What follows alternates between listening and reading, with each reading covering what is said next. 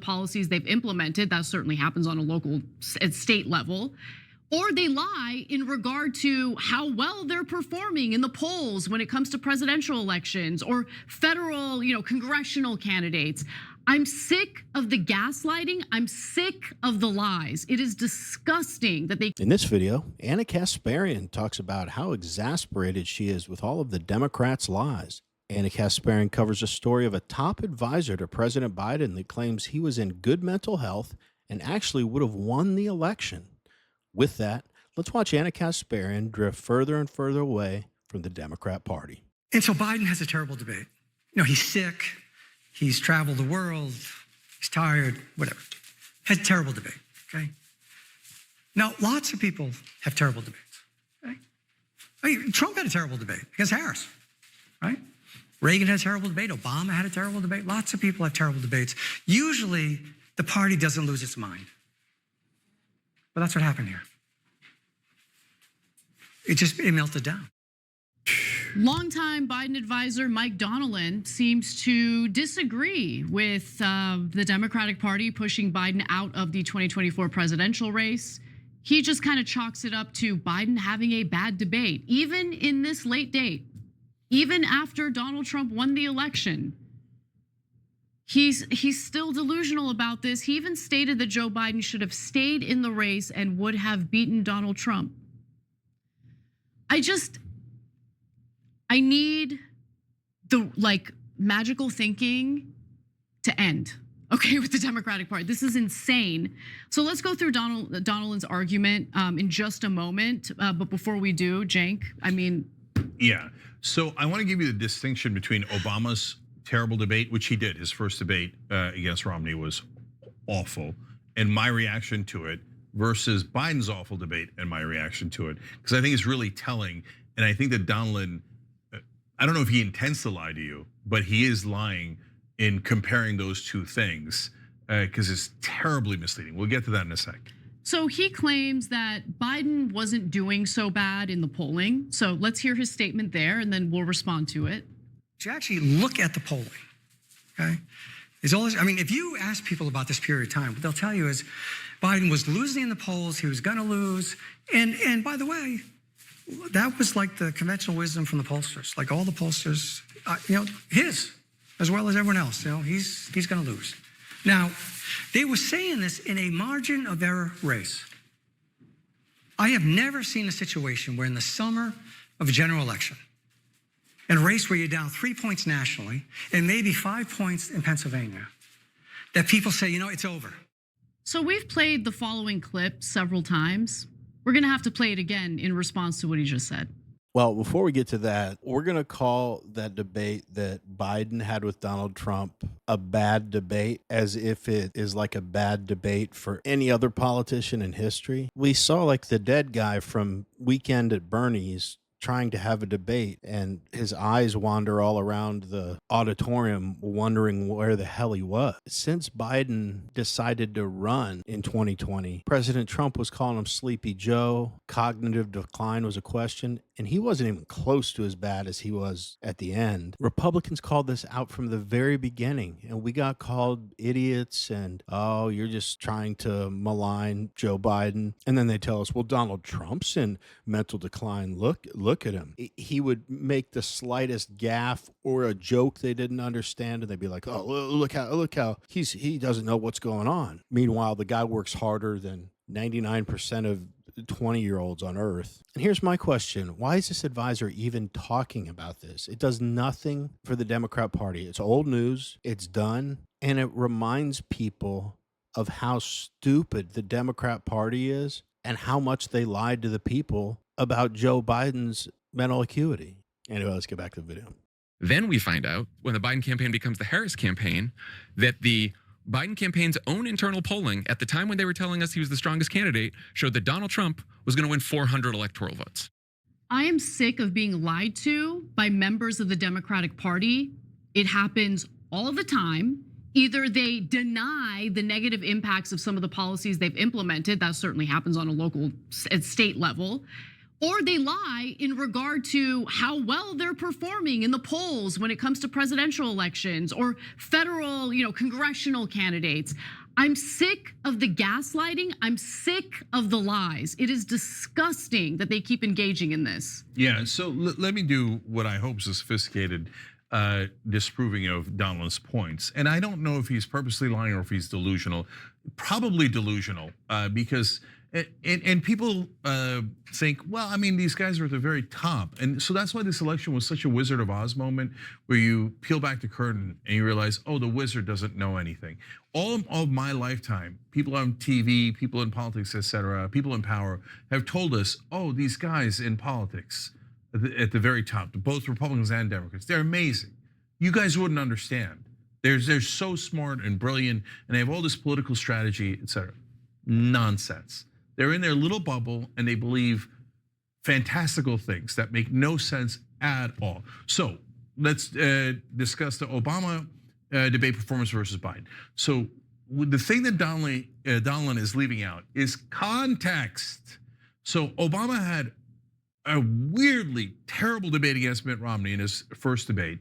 Everybody was shocked by it. I was shocked by it because Obama's so eloquent, so smart, and he just fumbled the hell out of that debate in a way that was puzzling. So did I then give up on him or say we got to get him out of the race, et cetera? No, I came out, and this is on tape, and said, no, I guarantee he wins this election anyway. I'm not at all concerned. Why? Okay, let me give you the contrast first, and I'll tell you why. Whereas Biden comes out, has the most disastrous debate I've ever seen, that anybody's ever seen, because he's not making sense. It's not that he's doing poor debating. He's talking about how we killed Medicare and he's proud of it because he has dementia. So after that, well, I said, well, before that. If you like watching videos like this one, like and subscribe. We'd really appreciate it. Let's get back to the video. That debate, and certainly after that debate, he's got to go, because the context is not a bad debate. The context is a guy who was clearly senile, and we all could see that he was senile. If you leave out that context, what are you doing, Donald? Because that's not just delusion. I mean, you're lying to people if you don't say, oh, right, but Obama otherwise had a huge lead, et cetera. So let's get to the factors of why that was so different. So you don't just look at the poll. He says, oh, we were only down by 3 nationally and only down by 5 in Pennsylvania. If you don't know anything about politics, that might seem like it was close. But wait, you know the Democrat has to win by about 4 to 5 points nationally in order to win the Electoral College. Joe Biden won by 4.5 points last time around and barely squeaked out an Electoral College victory. So you're leaving that part out on purpose. So if you're down by 3 nationally, that means you're down by a gigantic 8 points nationally. And that being down by 5 in Pennsylvania is a disaster. We must win Pennsylvania.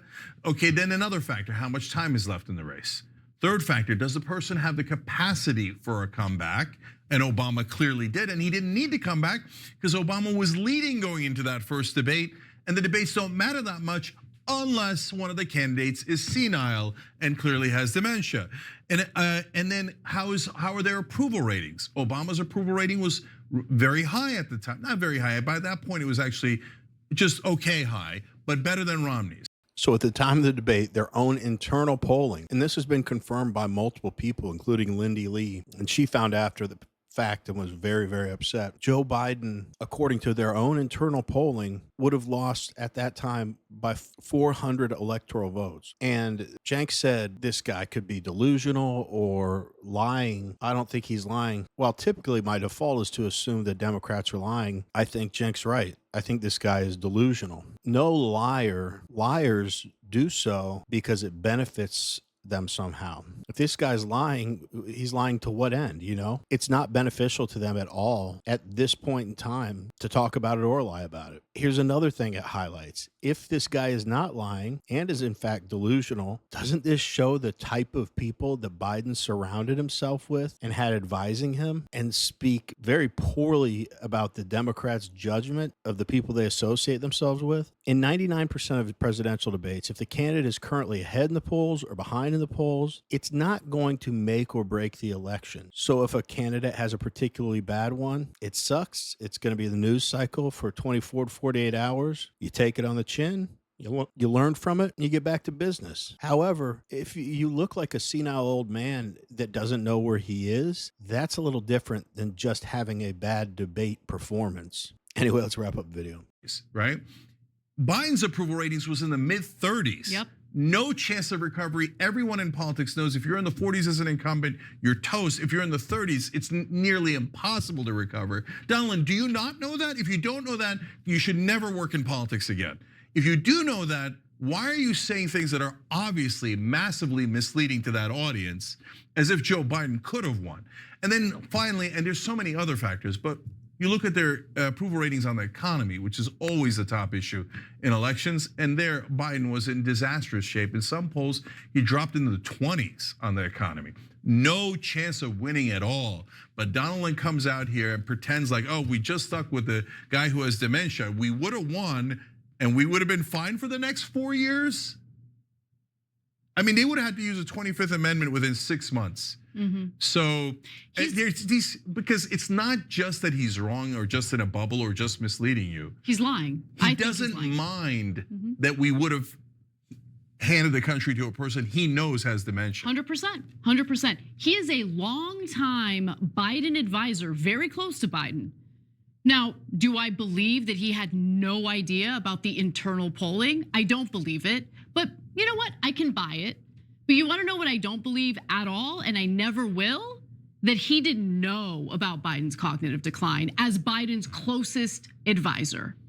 Yeah, and I mean, it seems like for 4 years, they had Biden on some sort of cocktail of medications to keep him lucid for an hour, half a day, and the rest of the day he'd be sleeping or being on vacation. Can you imagine if he had been reelected? They're absolutely right. He would have had to step down from office. I mean, another thing we all knew is that Joe Biden was never running the country. It was a bunch of people around him telling him what to do. I not even joking when I say I really don't think on 90% of things that were going on, he knew what they were. I think he'd just be handed something to sign and he'd say, okay, then he'd read some stuff off a teleprompter and go back to bed. Finally, I think this speaks to the idea that the Democrats have where they pick, their nominees for president kind of non-democratically, like the way they installed Kamala Harris, the way they pushed Bernie Sanders out in 2016. This is one of a million reasons why that quote unquote, it's your turn attitude about the presidential candidate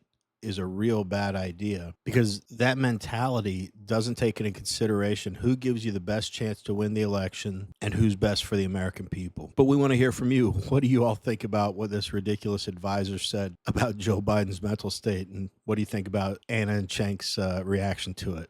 Let us know. Anyway, as always, really appreciate you watching, and we will see you on the next one.